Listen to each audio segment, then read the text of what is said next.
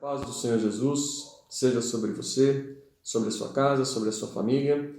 Nesse domingo de Páscoa nós estamos aqui, cada um em nossas casas, orando para que Deus nos abençoe as nossas famílias, abençoe a nossa cidade, o nosso governo e tenha misericórdia da nossa nação e do mundo todo, por causa dessa pandemia que nós estamos sofrendo. Nós sabemos que são dias difíceis, mas precisamos nos agarrar em Deus, sabendo que Ele tem nas suas mãos todas as coisas. Nós agora vamos meditar numa palavra que o Senhor colocou no meu coração para trazer para você, para trazer para a sua família, nesse dia, nesse domingo especial, onde nós devemos nos lembrar o que Jesus realmente fez por nós. Amém? Vamos começar falando da Páscoa. A Páscoa muitas vezes nos traz à memória coisas boas, Coisas gostosas, ovos de Páscoa, chocolate. Muitas vezes trazemos na nossa mente, na nossa memória, festas, almoços familiares, viagens, feriados prolongados. Sim, também lembramos da morte do Senhor Jesus, da sua salvação através da cruz do Calvário e do milagre que é a sua ressurreição, que nos traz toda a esperança que hoje nós temos através do seu poder e da glória do seu nome. Primeira coisa que eu gostaria de falar então é o significado da palavra Páscoa. A palavra Páscoa significa passagem.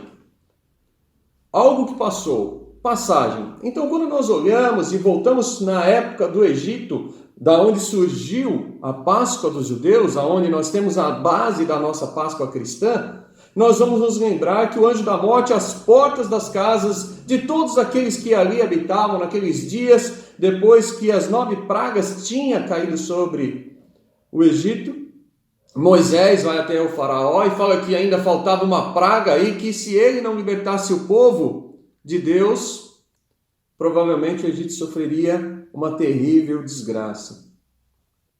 Aí nós temos a primeira vez que se diz a palavra e a festa depois, Páscoa. Mas a palavra Páscoa significa algo terrível. A palavra Páscoa significa a passagem do anjo da morte, a passagem do destruidor, a passagem daquele que vem cobrar a vida dos primogênitos. E ali nós vemos a manifestação da graça de Deus, a salvação através do Cordeiro Pascual, a salvação através do sangue daqueles animais, aqueles cordeiros que foram imolados, cordeiros sem defeitos, cordeiros que tinham sido separados e que agora tinham sido sacrificados e o seu sangue colocado em toda a volta das portas dos filhos de Israel. E no momento da passagem, da Páscoa, no momento daquele evento onde o anjo da morte bateria a porta para requisitar a vida de cada um dos filhos primogênitos da casa de todos, ele encontra o sangue do Cordeiro. E o sangue do Cordeiro impede a entrada do anjo da morte. E aí nós temos a Páscoa. Ele passou, mas não encontrou a porta aberta. Existia uma tranca nessa porta. Existia uma proteção nessa porta. E ele não teve outra opção. Ele teve que passar por cima. Mas na casa do Egito também houve a Páscoa. Na casa dos filhos dos egípcios também houve a Páscoa. Só que a porta estava aberta e não havia o sangue do Cordeiro. Então nós vemos, a partir daí, o significado da palavra Páscoa. Vamos para o próximo ponto. Quando nós chegamos no Novo Testamento, nós vemos João Batista, que está anunciando o reino de Deus, o reino dos céus, e ele contempla Jesus. E quando no meio daquela multidão que estava se achegando por causa da pregação de João, ele olha para Jesus e dá o testemunho de que Jesus é o Cordeiro de Deus que tirava o pecado do mundo. Aquelas pessoas, todos aqueles ali, eles entenderam claramente porque eles associaram o Cordeiro Pascual que eles conheciam, que os salmos recitavam, que os profetas anunciavam. Nós podemos ver toda a história do povo de Israel no decorrer das Escrituras. Sempre se lembra do Cordeiro da Páscoa, sempre se lembra da saída do Egito, sempre se lembra do milagre de Deus naqueles dias para salvar o povo de Israel, sempre se lembra da liberdade que foi conseguida, sempre se lembra do mar que se abriu. E tudo isso tem origem na Páscoa. A Páscoa para os judeus significava salvação, significava liberdade, significava novo começo, significava misericórdia. E agora nós vemos que Jesus, ele é apontado, ele é descrito como o Cordeiro de Deus que tira o pecado do mundo. Ou seja, uma nova Páscoa estava para acontecer. Uma nova Páscoa iria acontecer em breve. E o Cordeiro de Deus já estava no mundo. Então, dentro desse contexto, nós vamos agora estudar a Páscoa para os nossos dias, para a igreja. E o primeiro texto que eu quero ler com você é 1 Coríntios, capítulo 5, verso 7. A parte B do versículo diz: pois também Cristo, nosso Cordeiro Pascual, foi imolado, foi sacrificado. Por isso, celebremos a festa, diz o texto. Então, é uma festa pela qual nós fomos chamados, somos convidados, somos participantes, porque nós temos um Cordeiro que foi imolado também para as nossas casas, também para salvar os nossos filhos, também para salvar as nossas vidas. Amém? Impressionante essas coisas. Colossenses capítulo 3, e Paulo nos ensina que as festas, os seus significados, a Páscoa, tem uma relação direta. É uma sombra aquela história, é uma figura para uma realidade que hoje nós vivemos. Se nós olharmos para aquela história do passado, nós vamos ver que Jesus, ao ser o Cordeiro de Deus e derramar o seu sangue por amor a cada um de nós, ele revestiu-nos para que o anjo da morte não tivesse poder, que ele não tivesse autoridade para entrar nas nossas casas. Hoje o anjo da morte pode bater na sua casa, mas ele vai ter que passar por cima, porque ele vai encontrar o sangue de Jesus nos umbrais do seu coração. Quando a palavra de Deus nos diz para que nós não olhemos a circuncisão da carne, mas a circuncisão do coração. Então, quando nós olhamos para a história da Páscoa, para o Cordeiro Pascual, nós olhamos também para Jesus, agora entendemos o que ele faz na nossa vida, o que ele faz com você, o que ele faz no seu coração. Ele impede que Satanás entre e domine a sua vida, que ele entre e domine e traga a morte para dentro de você. Porque ele encontra o sangue de Jesus, ele encontra o sangue do Cordeiro que foi derramado. É isso que o apóstolo João está dizendo. Eis o Cordeiro de Deus que tira o pecado do mundo, porque ele morreu por amor, pelos pecados, e agora o seu sangue nos cega e nos salva. É esse o significado da Páscoa. O significado da Páscoa é que o anjo da morte bateu na nossa vida e não tem direito mais sobre ela. O anjo da morte não entra mais no nosso coração, no nosso ser, na nossa vida. O anjo da morte tem que passar por cima, mas ele não pode entrar. Isso significa Páscoa para nós. Isso significa Páscoa para você. Passagem. Ele passa, mas não entra. Eu queria falar a respeito de um ponto muito interessante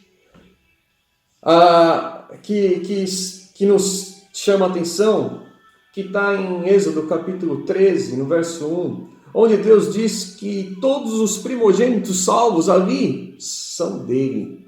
Ele comprou com o sangue do Cordeiro. Então, logo depois que o povo de Israel sai do Egito, Deus reivindica esses primogênitos, tanto de homens como de animais. Todos os primogênitos foram salvos. E ele diz que agora aqueles primogênitos que são dele seriam sacerdotes. É daí que nós temos a origem do sacerdócio levítico. Se nós lermos o Apocalipse capítulo 5, desde o verso 9, nós vamos encontrar que ele comprou, o Senhor Jesus comprou com o seu sangue povos, tribos, nações de todas as línguas, de todos os lugares, e os constituiu reino e sacerdotes. Então veja bem, a igreja é formada por primogênitos. A igreja é formada por pessoas que foram alcançadas pela graça, pela salvação, pelo sangue de Jesus. Não significa que você deva ser o primogênito dos seus irmãos, não é isso. Significa que para Deus você também é primogênito. Amém? Vamos para o próximo ponto. Evangelho de Mateus, capítulo 26, desde o verso 6. Ora, estando Jesus em Betânia, em casa de Simão leproso, aproximou-se dele uma mulher, trazendo um vaso de alabastro cheio de precioso bálsamo, que lhe derramou sobre a cabeça, estando ele à mesa. Vendo isto, indignaram-se os discípulos e disseram: para que este desperdício? Pois esse perfume podia ser vendido por muito dinheiro e dar-se aos pobres. Mas Jesus, sabendo disso, disse-lhes: por que molestai esta mulher? Ela praticou boa ação para comigo. Porque os pobres sempre os tendes convosco, mas a mim nem sempre me tendes. Pois derramando esse perfume sobre o meu corpo, ela o fez para o meu sepultamento. Em verdade vos digo, onde for pregado em todo o mundo este evangelho, será também contado o que ela fez para a memória sua. Então, um dos 12, chamado Judas Iscariotes, indo ter com os principais sacerdotes, propôs: que me quereis dar? E eu vos entregarei. E pagaram-lhe 30 moedas de prata. E desse momento em diante, Judas buscava uma boa ocasião para o entregar. Então, nós estamos agora próximo da entrada de Jesus em Jerusalém. Naqueles dias, toda Jerusalém estava alvoroçada, estava ouvindo falar dos milagres de Jesus. Ele tinha ressuscitado Lázaro em Betânia, que ficava a 6 quilômetros dali, e muitas pessoas de Jerusalém iam até a casa de Lázaro para ver o milagre que Deus tinha feito. Então veja bem, havia inúmeras pessoas ali agora esperando o Messias, esperando a chegada de Jesus. E foi exatamente uma semana antes, o que nós chamamos de Domingo de Ramos, aonde Jerusalém acolhe o seu rei, recebe aquele que vem em nome do Senhor, Hosana, bem-vindo aquele que vem em nome do Senhor. E eles tiram as suas capas, suas túnicas e colocam para que Jesus passe ali e entre em Jerusalém. O que é importante ver é que nesse texto que nós acabamos de ler, existe essa história que nos é relatada, que estando Jesus na casa de Simão, uma mulher chega e derrama esse bálsamo caríssimo, perfume especial. Se nós olharmos para os dias de hoje, esse perfume custaria em torno de 10 a 12 mil reais. Por isso que nós vemos o espanto, né? Pelo desperdício, como eles dizem. E o que nós vemos é que esse motivo levou Judas a entender no seu coração que podia trair Jesus. No Evangelho de João, no capítulo 12, do verso 1 ao verso 8, narra a mesma história, só que no texto é dito que Judas perguntou para Jesus: por que esse desperdício? Então, se você olhar o texto do livro de João, que nós vamos até lá agora, no capítulo 12, no verso 4, diz assim: mas Judas Iscariotes, um dos seus discípulos, o que estava para traí-lo, disse: por que não vendeu esse perfume por 300 denários e não se deu aos pobres? Esse valor de 300 denários, trazidos para os dias de hoje, é o valor que eu acabei de dizer para vocês, transformados. Será que Judas estava preocupado com os pobres? Será que realmente nós estamos preocupados com Jesus?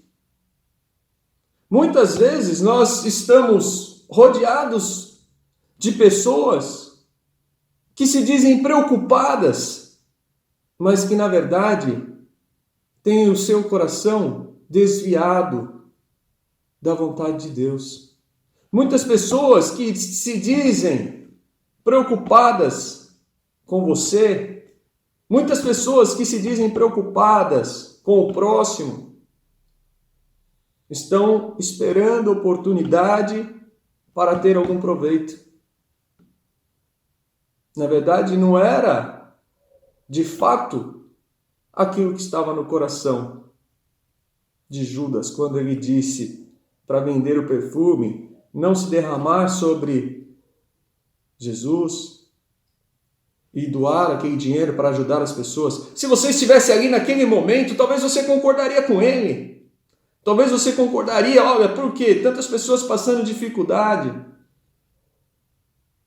Mas qual era a intenção? Olhe bem que logo depois, logo em seguida, Judas, a partir de uma luta interior que ele está vivendo, e dentro desse momento, dentro dessa cena, dentro dessa situação que ele acaba de presenciar, ele toma uma decisão.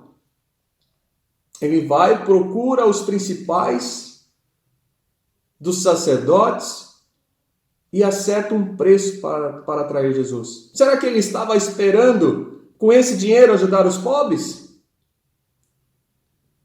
Qual que era o objetivo, qual que era o intuito, qual que era o coração, qual que era a verdade que estava por trás de tudo aquilo? Nós não sabemos o que está por trás das coisas e das pessoas ou daqueles que estão próximos de nós muitas vezes. O que nós sabemos é que Jesus, ele sabe o que faz, ele sabe o que fala. Nós podemos confiar em Jesus, nós podemos confiar na palavra de Deus. Talvez se você estivesse naquela cena e ouvisse Judas, você concordaria, como eu disse. Mas será que nós estaríamos junto com ele logo depois? Então nós temos a facilidade de ouvir as coisas, de ouvir as pessoas, governantes, e já concordar com eles. Mas será que nós seguiríamos? Será que nós poderíamos colocar a nossa palavra, a nossa vida como fiador dos seus atos? Não existe. Não existe nenhum outro nome o qual podemos ser salvos, a não ser Jesus Cristo. Não existe nenhum outro pensamento. Não existe nenhuma filosofia. Só existe Jesus Cristo. É o único Cordeiro de Deus que tira o pecado do mundo. Eu fico pensando, imaginando aquela cena, quando acontece aquilo lá, eu vendo aquele perfume sendo derramado e depois logo sendo limpo, e foi gasto 12 mil reais, 15 mil reais, e eu imaginando alguém que poderia estar próximo de mim, precisando de recursos, e Judas se levanta, falando: olha, poderia ter ajudado com esse dinheiro, com todo esse desperdício. E logo nós podemos olhar para Judas como um líder, como alguém que tem uma visão muito além daquele cenário que ali estava se desenhando. Mas qual é a realidade espiritual daqueles fatos naquele dia? Na verdade, aquilo foi o motivo pelo qual Judas se convenceu que não deveria seguir a Jesus e que poderia traí-lo. Da mesma forma, tem muitas pessoas tentando convencer os seus corações, o seu coração, que não precisa mais seguir a Jesus. Eles olham para a palavra de Deus, eles olham para aquilo que o Senhor nos ensina e tentam se convencer a cada dia que não precisam mais seguir a Jesus. E na verdade, eles estão tentando persuadir o seu coração, porque eles sabem, no fundo, eles sabem que Jesus é o Cordeiro de Deus, que salva o mundo através do seu sangue. Mas eles lutam tremendamente, terrivelmente, arduamente, com as armas das trevas, para convencerem o seu coração que não precisam seguir a Jesus. E eles buscam alternativas e situações e prerrogativas para dizerem que desperdício. Mas o fim é o remorso. O fim é o encontro com o anjo da morte.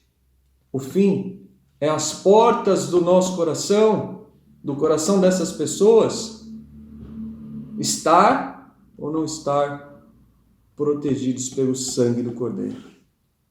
Esse é um ponto que eu gostaria de trazer para vocês a respeito desse texto. Logo depois, logo depois desse episódio, Judas sai imediatamente, vai atrás daqueles para que lhe pagassem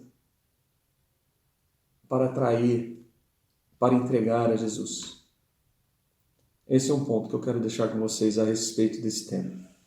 Outro ponto que eu gostaria de trazer para vocês está no livro de Josué, capítulo 6, a partir do verso 22, quando nós nos deparamos com a história de Jericó.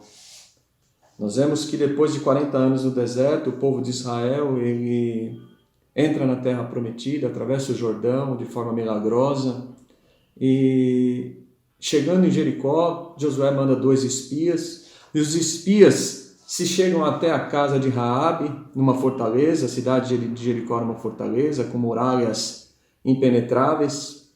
A muralha tinha 9 metros de altura, 6 metros de largura, e era uma estrutura gigantesca, uma das maiores fortalezas daquela região. E nós vemos que Deus determina uma estratégia, um plano, e depois, de forma maravilhosa, de forma miraculosa, de demonstração do seu poder, da sua grandeza, ele determina que os sacerdotes dessem 7 voltas em torno da cidade, e no 7º dia, 7 voltas se daria, cada dia se daria uma volta, e no 7º dia se daria 7 voltas. Mas dentro desse contexto, nós encontramos esses 2 espias que tinham ido espiar ali a fortaleza, espiar o povo, e eles entram na fortaleza, e eles chegam até a casa de Raabe.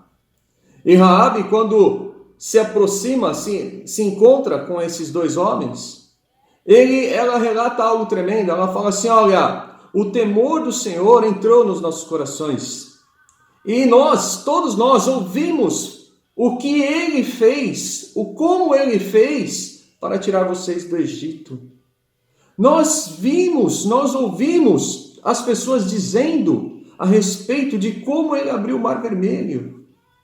E tudo isso teve origem na Páscoa.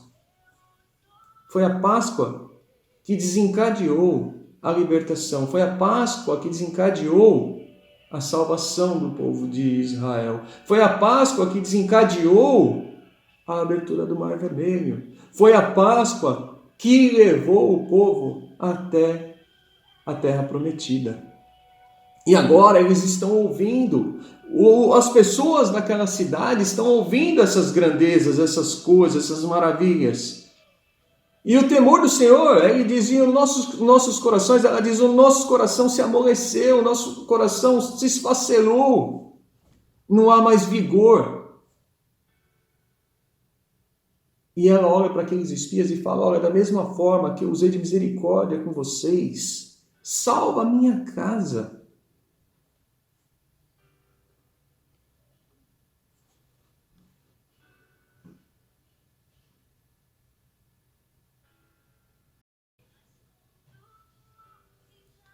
E aqueles homens diz para ele o seguinte: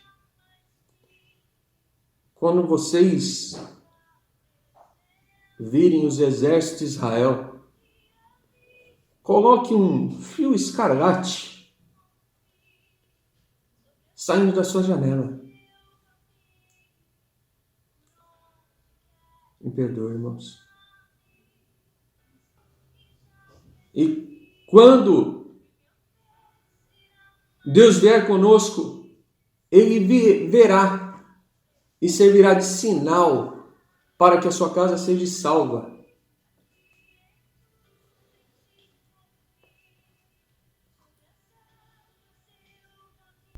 E o povo de Israel ali, diante das muralhas, e as muralhas começam a cair diante do povo, que ali estava gritando, a Arca da Aliança, os sacerdotes, todos aqueles guerreiros diante da muralha. A parte da casa onde estava Raabe e sua família permaneceu de pé.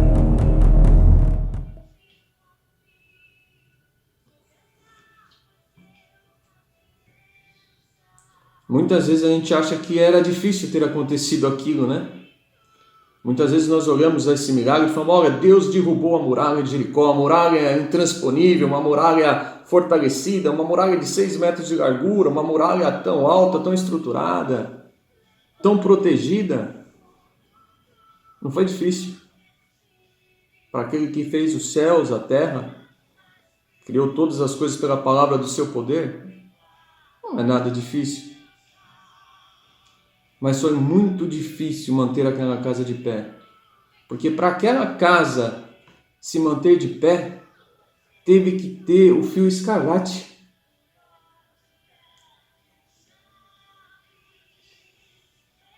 Teve que morrer o Cordeiro de Deus. Teve que ter o sangue de Jesus. Então é a mesma coisa que acontece com a sua vida. Muitas vezes nós queremos que Deus destrua fortalezas que nos impedem de conquistar as nossas vitórias. Isso não é difícil para Deus. O difícil para Deus foi salvar a sua alma, foi salvar a sua vida. E Ele, para salvar a sua vida, não bastava dar uma palavra de ordem aos anjos para te abençoar. Para salvar a sua vida, Ele teve que derramar o sangue do Filho dele por você. Então a muralha que ficou de pé, aquela parte que não foi destruída com toques de trombetas, com o grito do povo, com a Arca da Aliança, com os soldados que estavam ali, nada pode tocar aquele que tem o sangue de Jesus. A parte ficou de pé. O terremoto que se deu não abalou aquela estrutura, porque aquela parte estava guardada pelo sangue de Jesus.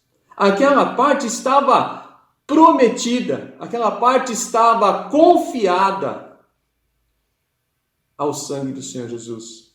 Então, qualquer destruição que passou naquele lugar não atingiu aquela casa, não atingiu aquela família, não atingiu aquelas vidas.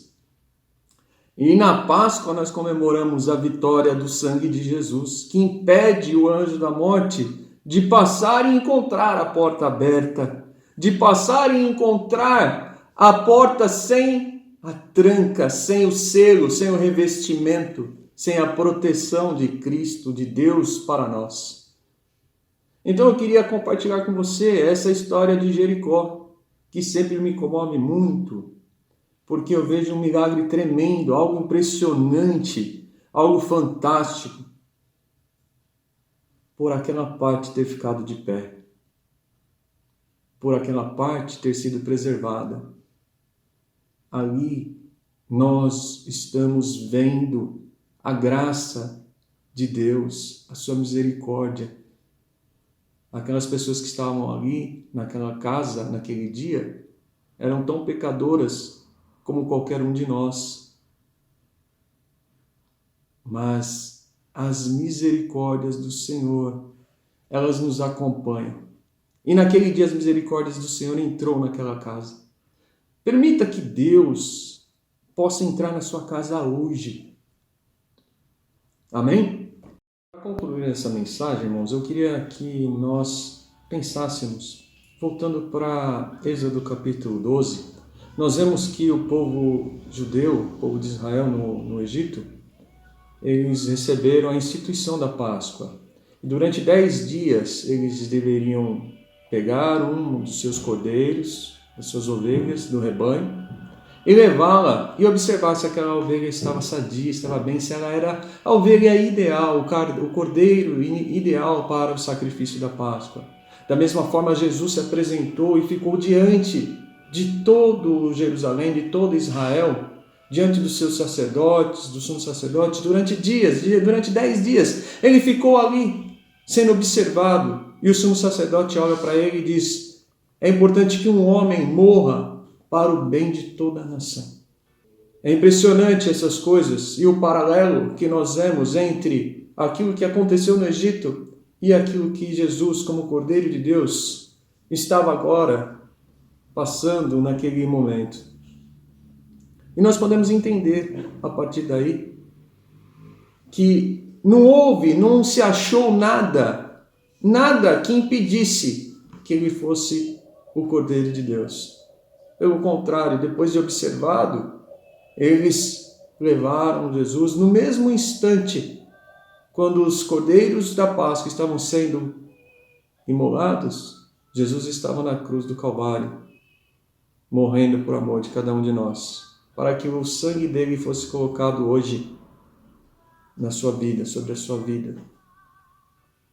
É interessante quando nós olhamos as diferenças e as comparações dentro desse contexto e nós observamos que no Velho Testamento os pastores das ovelhas, os donos dos rebanhos, eles tiravam um cordeiro, eles tiravam uma ovelha para o sacrifício. No Novo Testamento, nós vemos que o pastor das ovelhas agora se dá pelas ovelhas.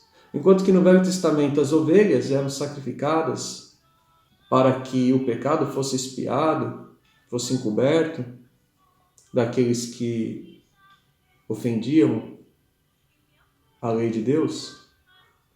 No Novo Testamento nós vemos o pastor dando a vida pelas ovelhas.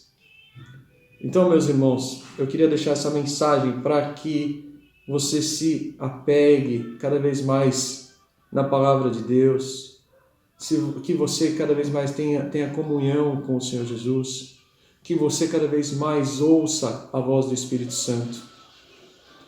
Deus, Ele está nos abençoando, Ele está sempre Deus é bom. Eu queria deixar essas últimas palavras para que conforte o seu coração. Se mantenha firme. Não ouça aqueles que querem dissuadir a sua fé. Fique firme no propósito que Deus nos deu, no propósito que o Senhor te colocou. Deus vai abençoar a sua vida. Deus vai fazer com que o anjo da morte passe e não encontre a porta aberta. Deus vai fazer um milagre com certeza nestes dias. Fique na paz do Senhor Jesus. Deus te abençoe. Amém. Esse homem deve morrer. Este homem anda com o Filho de Deus. Eu não o conheço. Eu não o conheço. Gostaria de oferecer meu próprio sepulcro como último lugar de descanso para seu filho. Ele morreu pela blasfêmia repetida de se declarar o Messias. E se ele fosse? Quando os romanos entenderem que a mensagem continua sendo uma ameaça, vão acabar com vocês. O Nazareno nunca passou de carne e sangue. Quero que ponha guardas do templo no sepulcro de Arimateia. Ele deve ser selado. Já se esqueceu que ele prometeu voltar no terceiro dia. Mandarei uma pequena guarda cuidar do sepulcro. Senhor, o selo romano foi cumprido. O sepulcro está aberto e o Nazareno sumiu. Como assim sumiu? A paz a todos, amados irmãos e irmãs. Estamos encerrando mais um culto à distância, nesse culto de comemoração da Páscoa. Nós estamos com nossos corações alegres, apesar de estarmos distantes e sentindo a falta uns dos outros. Mas Que Deus possa abençoar a todos, que Deus possa receber o nosso culto como um aroma suave, como um incenso agradável, é o que nós oramos e nós pedimos. Para encerrar, eu quero deixar 2 versículos, que está em Provérbios capítulo 21, versículos 2 e 3. Todo caminho do homem é reto aos seus próprios olhos, mas o Senhor sonda os corações. Exercitar justiça e juízo é mais aceitável ao Senhor do que sacrifício. Que Deus abençoe você, né? Que tenha uma semana maravilhosa, em nome do Senhor Jesus. Estenda a sua mão, receba a bênção em nome do Senhor Jesus. Senhor, nosso Deus, nosso Pai, em nome de Jesus, te agradecemos, Pai, por esse momento tremendo de culto na tua presença. Ó Pai, esse é privilégio daqueles que realmente entregaram sua vida ao Senhor. Recebe como incenso agradável esse culto. É o que nós oramos em nome de Jesus. Amém. Receba uma bênção.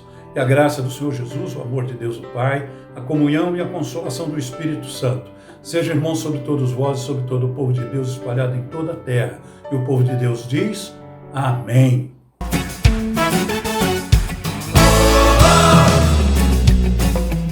קדימה, שבחי ירושלים את אדוני